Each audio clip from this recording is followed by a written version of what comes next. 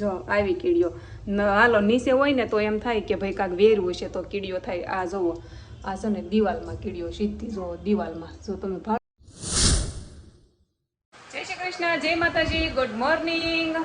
સ્વાગત છે મારા એક નવા વિડીયોમાં. છે ને મારા બાનો ફોન આવ્યો હતો તે વાત કરતી હતી અને જીનું કે મમ્મીએ મને બટેકાની શીપ બનાવી દે એમ. તો કોર્નફ્લોર નથી અમારા ઘરે, કોર્નફ્લોર લાવવો પડે એમ છે. તો મેં છે ને બટેકા પલાળી દીધા. જોતો હું કવા મૂક્યા મેં પાછા. વાત કરવામાં મારા બા જોડે વાત કરવામાં છે ને મેં બટેકાને પાણીમાં નાખી દીધા. હોય પાણીમાં નાખવાના કે ન હોય જરાક કહેજો, પણ કાંઈ નહીં હાલતું. હવે ઓલો કટ ફેરવું તને એ છે ને બટેકા તળી દઉં, પછી ઉપર ધાણા જીરું નાખી દેવાનું છે. એ અમારી બટેકાની શીપ એવી બનાવવાની હોય અમારી, એવી હાલે. કોર્નફ્લોર હોય ને લોટ તો એનાથી હારી બની. ઊભું નથી રહેવાતું, ઊભા રસોડામાં છે ને ખાવાનું બનાવવાની મજા નથી આવતી. મને હું બનાવી રહું ને મને આમ ઉલટી જેવું થવા મળે. બોલો બનાવી રહી ત્યાં આ કરતાં બેઠા બેઠા સારું છે. રસોડું બેઠા બેઠાનું હોય ને તો ફાવે. ઠીક છે, હવે બનાવી નાખો. હાલો ફટાફટ ભાખરી કરેલી જ છે, ખાલી શીપ જ તળવાની છે. આજ તો સાહી વધારે પડતી થઈ ગઈ છે. અને આમ જો અમારી શીપ, આમાં ધાણા જીરું મીઠું નાખ્યું છે. અમારી બેનને મોળે મોળે કરી દીધી છે. અને સાસ છે ને બરફ આમાં નાખ્યો છે. બે ઠંડી જ છે. જોકે હાલ ખાઈ લે થોડુંક પછી રેડી કરી દો. ઓકે, બોલવું નથી કાંઈ. જય દ્વારકાધીશ એવું કેમ ભૂલાય? હું કહું તો જ યાદ આવે હે કેવી. પછી બોલ્યું એમાં કાંઈ હોય હે બોલ જવાય ને. યાદ રાખજો. તો જો ફેમિલી સ્કૂલની રેડી થઈ ગઈ છું અને મારી મમ્મી જો આ હું માર ગોટે છે. સડી ગયો છો આમાં નાખું છું ખાનામાં. રોજ રૂમાલ ધોવા કાઢ નાખવાનો. ઈ કે કાલનો મેલો હતો કે રૂમાલ તો ઈ એને લઈ જાઓ. મેં કાઢ્યો ધોવામાં. સ્કૂલે છે ને બધું વ્યસ્ત વસ્તુ ધોઈને લઈ જવી પડે. જેનું ગોબરું ન હાલે બટા અહીંયા. હો જો આમાં નાખ્યો છે ખાના. હો હાલો પાણીની બોટલ લેતા આવો. જાવ આમાં નાખી દઉં. હાલો હું જીનુને છે ને મૂકી આવું. નીચે ઉતરેલ લ્યો ચપ્પલ આપણે તૈયાર કરી દઈએ. આ રોજનું છે હો, રોજ તૈયાર કરી દઈએ. કા હાલ નીચે ઉતર ધીમે ધીમે જા. પવન તો જો કાંઈ આવે જોરદાર હો, કાંઈ ઘટે ને. આમ જો તો જો ફેમિલી સ્કૂલેથી આવી ગઈ છે તો મારી ખાટલા ઉપર બેઠી બેઠી શું કરે છે હવે તો જોઈએ આપણે શું કરે. કોઈ બી કાપું છું, કોબીનું શાક કરવાનું છે.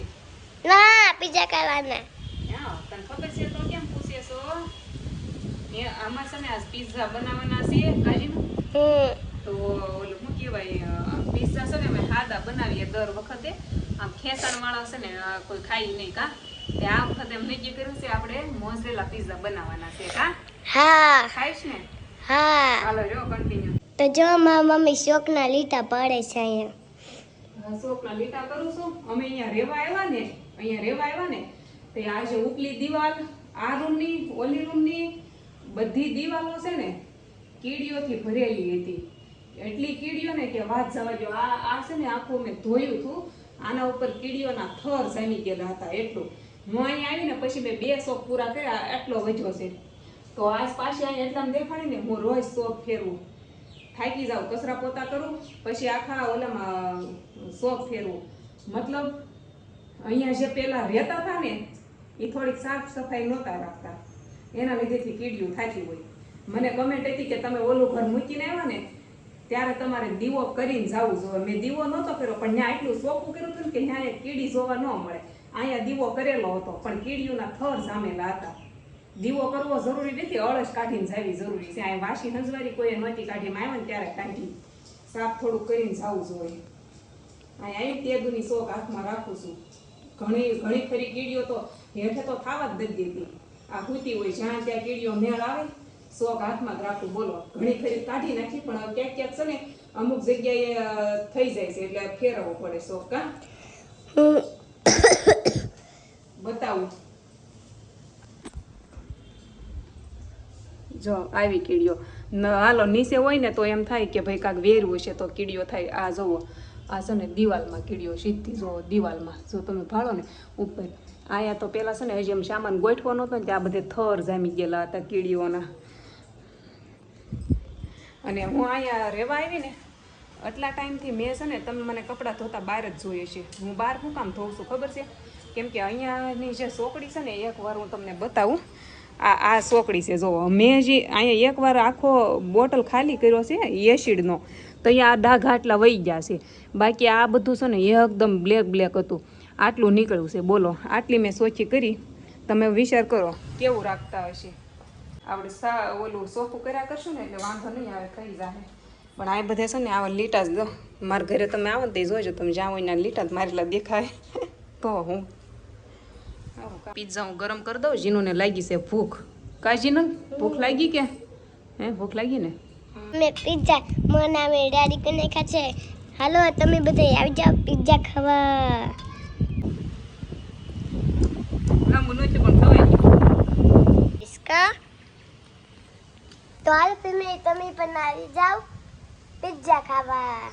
કા એટલે આવો મોળો બનાવ્યો અને એક જુઓ આ માર ખાવાનો છો દેખો કાજીનું. આમાં મરચી નાખી છે થોડીક, ઓલી આવે ને તો જીનુને તો કાંઈ ભાવે નહીં તીખો કા, એટલે કાગડો આવ્યો છો પિઝા ખાવા. જો તો ઘણા ટાઈમ પછી અહીંયા છે ને મારે કાગડા જોવા મળે. ગામડે તો અમારા ઘરે કાગડા જ નથી મળતા જોવા. ઓલો પિઝાનો કટકો લઈને વયો ગયો. મજા આવે છે જીરો એને ખાવાની. એમાં દીકરી પિઝા જીનો હાટું લાવે. જીનું માર હાટું નહીં, બે ને ખાવાનું. પેંડા લાવ્યા.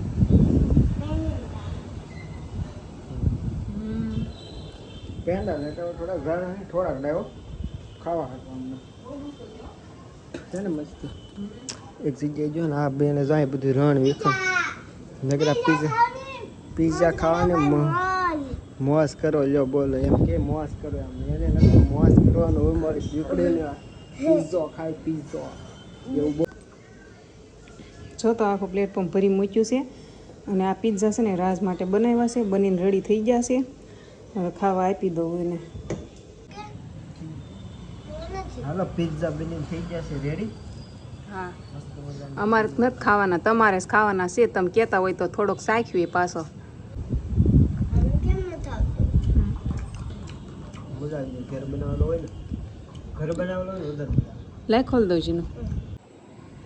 ખાઈને જુઓ જીનું કેવી મસ્ત નીંદર આવી ગઈ.